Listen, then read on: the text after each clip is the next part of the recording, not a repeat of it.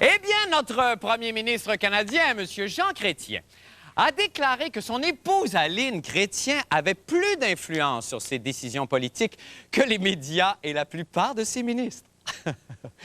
Passez donc au salon.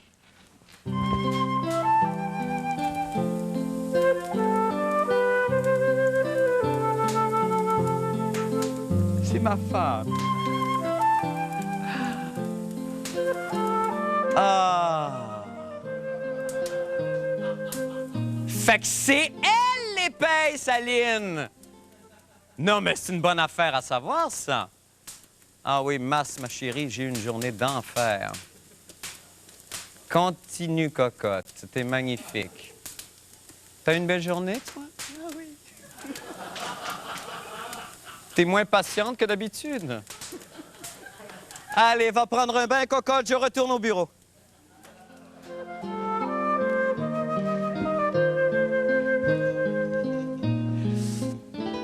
Le fils du Hells Angels, Mom Boucher, le jeune Francis Boucher, arrêté à Saint-Jérôme la semaine dernière, alors qu'il veillait à la sécurité de la conjointe d'un autre Hells Angel, Denis Pas Fiable Hull, a finalement été remis en liberté moyennant une caution de 1 000 $.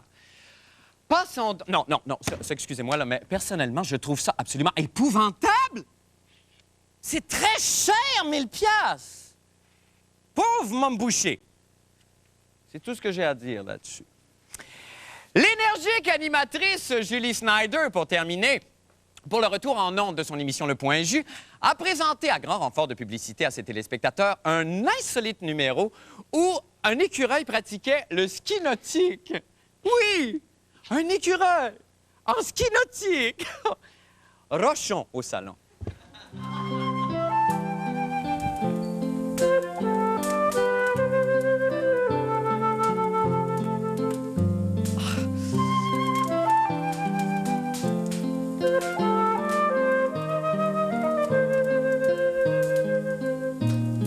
Big deal! Si t'es capable de faire animer un talk show par une dinde, bâtard, un écureuil, y a rien là. Retournons donc au bureau.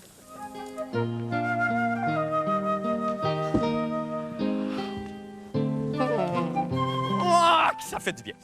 Maintenant, pour les nouvelles de la fin du monde. Eh bien, finalement, cette mirobolante histoire de téléphone cellulaire qui est utilisé dans une station-service peut faire exploser les pompes à essence s'avère finalement un énorme canular. Et ça, là, c'est encore la faute des maudites pétrolières qui essaient de nous faire croire littéralement n'importe quoi. Par exemple, la dernière fois que j'ai été, moi, faire le plein d'essence... Ici Agnès Esso, présidente d'Imperial Oil. Pardonnez-moi d'interrompre cette émission.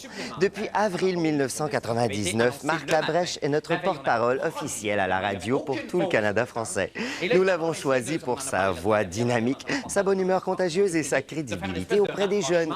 Malheureusement, dans son contrat, à l'article 76, alinéa II, il lui est formellement interdit de parler contre les pétrolières, le pétrole et ses dérivés, et même d'avoir des gaz en ondes.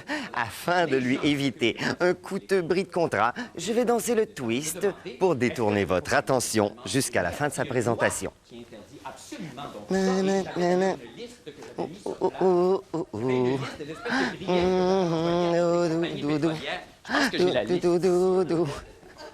Oh, let's do it again. Do, do, do, do, do, do. Oh, da, da, da, da, da, da, da. Oh, time again. Eh bien, voilà! Je pense qu'il a terminé. Merci beaucoup. En attendant, il y a évidemment M. Jean-René Dufort qui a voulu lui en savoir un petit peu plus long sur cette histoire de téléphone cellulaire explosif. On écoute ce que ça donne. Voici Super Jean-René Osborne, cascadeur kamikaze de réputation internationale qui s'apprête à tenter l'exploit impensable d'approcher d'une pompe à essence avec un téléphone cellulaire allumé sans exploser. Ouais, maman, reste en ligne. Bonne chance, Super Jean-René. Oui, je m'approche. Je suis présentement à 10 mètres. Selon des études menées par un sexologue canadien, les hétérosexuels auraient le pénis plus court de 8 mm que celui des gays. Bon, ça veut dire que j'ai passé à ça des médias du frein. D'autre part, le comédien Bruno Di Quinzio, qui interprétait un mafioso dans la populaire télésérie Omerta, a été appréhendé par la police. Il était recherché pour possession de bombes, d'un arsenal, de drogue et d'argent provenant du crime. Bruno Di Quinzio était donc un véritable mafioso.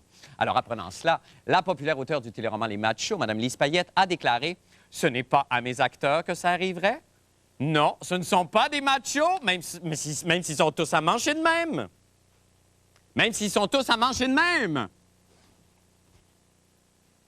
Avez-vous compris tout le lien qu'il y a là-dedans?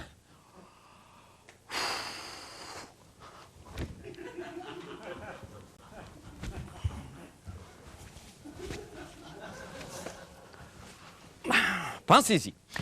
Aujourd'hui, l'Association des propriétaires d'immeubles commerciaux, ce qui inclut évidemment des édifices à bureaux, des hôtels, des centres d'achat, s'est réunie afin de sensibiliser ses membres aux problèmes qu'ils pourraient connaître lorsque surviendra le moment fatidique du bug de l'an 2000. Ça, c'est très grave, hein? Parce qu'il paraît que si, à minuit, le 31 décembre prochain, quelqu'un, je ne nommerai pas personne, là, essaie, je ne sais pas moi, une robe, là, par exemple, dans une cabine d'essayage, mais ça se peut qu'elle y fasse pas! Et qu'elle pense même qu'elle a engraissé!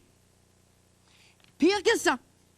Il paraît que dans un hôtel, et là, je voudrais alarmer personne, si quelqu'un, mettons, commande à minuit pile un hot chicken, il y aurait des risques qu'ils reçoivent à la place une chemise pressée! Là! Je pense que c'est le moment pour moi de me lever et de courir en hurlant autour de mon bureau.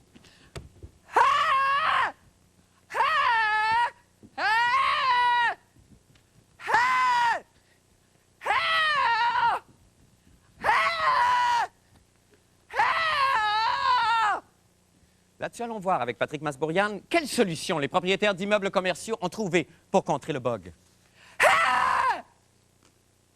Madame, monsieur, bonsoir.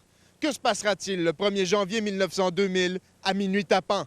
C'est une question que plus personne ne se pose parce que tout le monde s'en crisse. Ça peut passer. Non, je vois pas l'épisode des garfeux.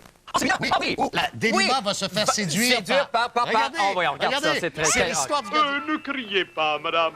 Je ne vous ferai rien si vous coopérez. Qu'est-ce que vous voulez?